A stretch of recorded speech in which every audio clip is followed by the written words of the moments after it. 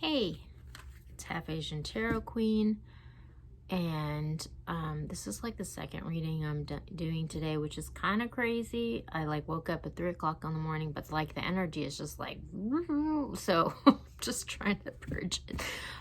So when I split the deck, I got 3 of Wands and the King of Swords. So that kind of explains a lot, like about just sort of like this impending reality check, which is going to be super harsh, and like that being why there's like a lot of tension in the air. We have conflict, and we have like this huge overwhelming burden at the root of this issue. So again, like I've been like, because I feel like it's such a good example of the energy that's going around right now is like the Ukraine crisis. Like I keep drawing analogies to that because obviously there is a harsh reality check that's like on the horizon and everyone can see it, and like everyone's just trying to like prevent it from happening because it's like, why do all these people have to die, you know? And at the root of it, the lower world, like I was just gonna say, at the root of it is like there's just this sort of corruption, you know, and like it's sort of like Vladimir Putin has like been living off of like basically skimming off of the Russian economy for like ever. And so if he loses power, like he's gonna lose, I mean he can't, because he'll get exposed for having like basically stolen like billions and billions of dollars. And so he's like keeps trying to expand his empire, but it's just like he's kind of like reached the limits of what he can do. And so it's just like either have to take him out or like continue to be oppressed by this ridiculous situation on the ground, you know? So it's just like this darkness can like no longer be ignored. It's just like in your face, like on the ground, and it has to be dealt with. Like the mess has to get cleaned up, you know? And so everyone's just sort of like on pins and needles because it's just like, what's gonna happen? Like, how's this gonna play out, you know? And like nobody really knows the answer to that. We're kind of in the moment right before that happens where everyone's just sort of like, oh my gosh.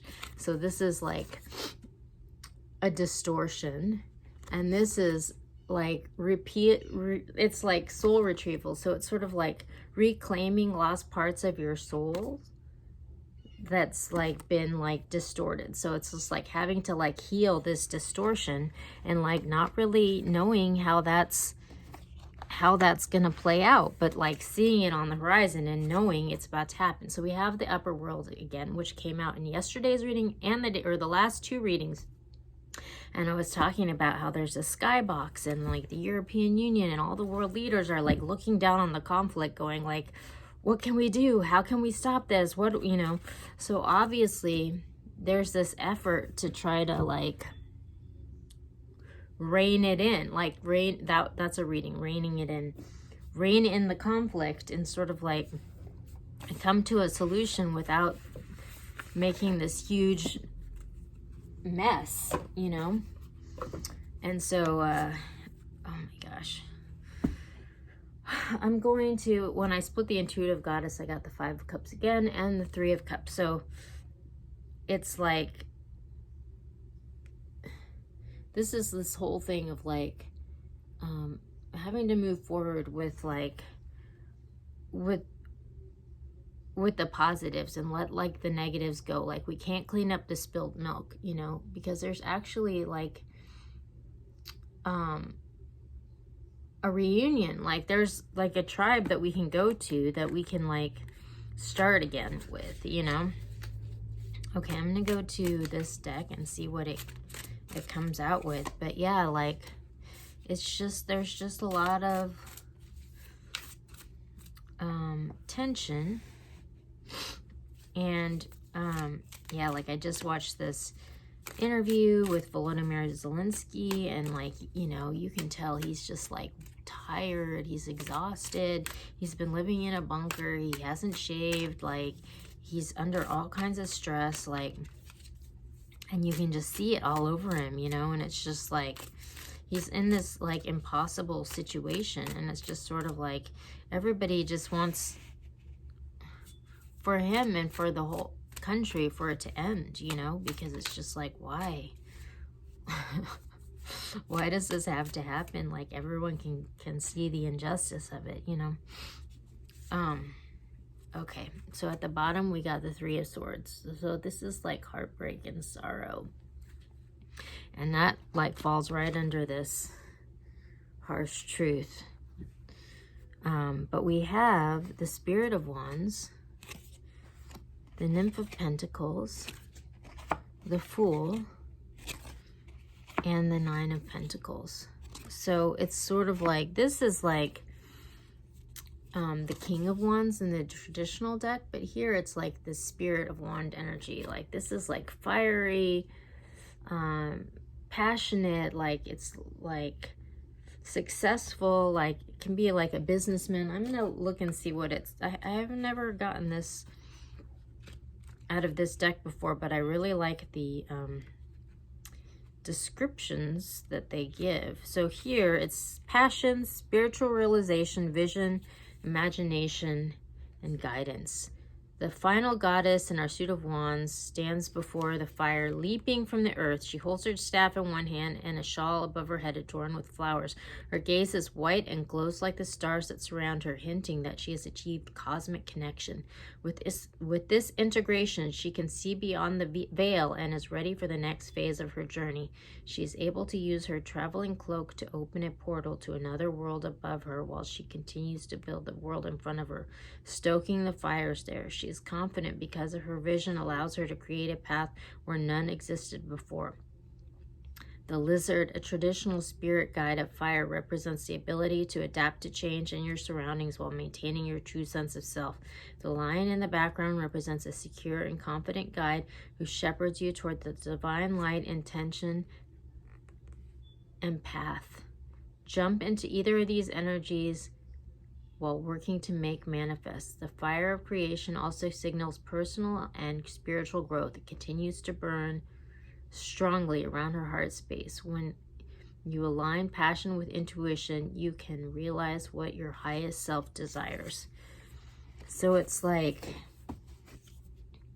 this person is like achieved integration and they're ready to like jump into the fire. That reminds me of this Harry Nilsson song. Like he's my favorite artist ever, and that's the song Jump Into the Fire, and it's really awesome. You should look it up. I'll try to put a link here to it if I can find it on YouTube. But you know, there's this tangible offer that's coming online, and so it's almost like taking a leap of faith into the unknown and into like independence. Like this person is independent. They're like on their own, like they've got their own thing going on, and like they're totally sustainable on their own without anybody's help, you know. So it's like this person is sort of like being liberated from all this darkness,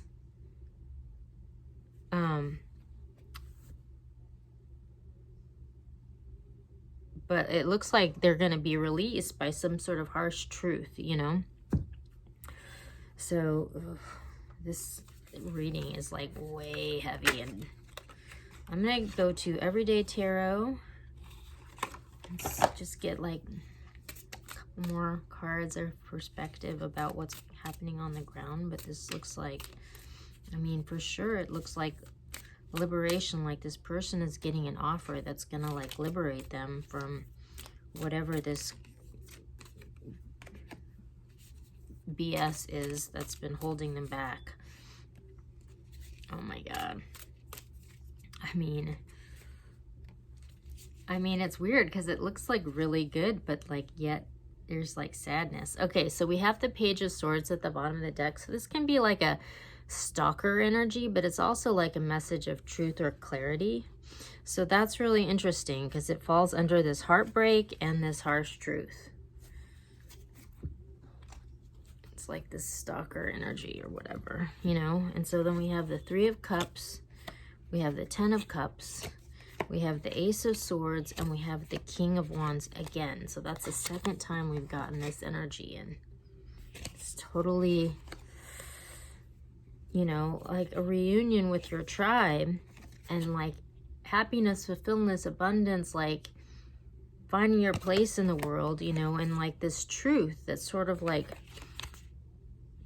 causing this liberation, you know, but there's like heartbreak embedded into it. So it's just sort of like, wow, like what's this all about, you know? I'm gonna go to Sacred Destiny and get a couple more cards. Definitely like some sort of heartbreak is like coming to light, and like we can see that like in the Ukraine, you know, at the root of all of this, it's like this corruption that's being exposed, and like all these people have to suffer, you know. But like at the end of the day, like it's gonna liberate people that it is being exposed. It like needs to be exposed. Okay, so we got delight, relaxation, abundance, and voyage. So yeah, I mean, this really looks like this tale of liberation, but again, like having to expose some sort of corruption is like the path to freedom. So good luck with that.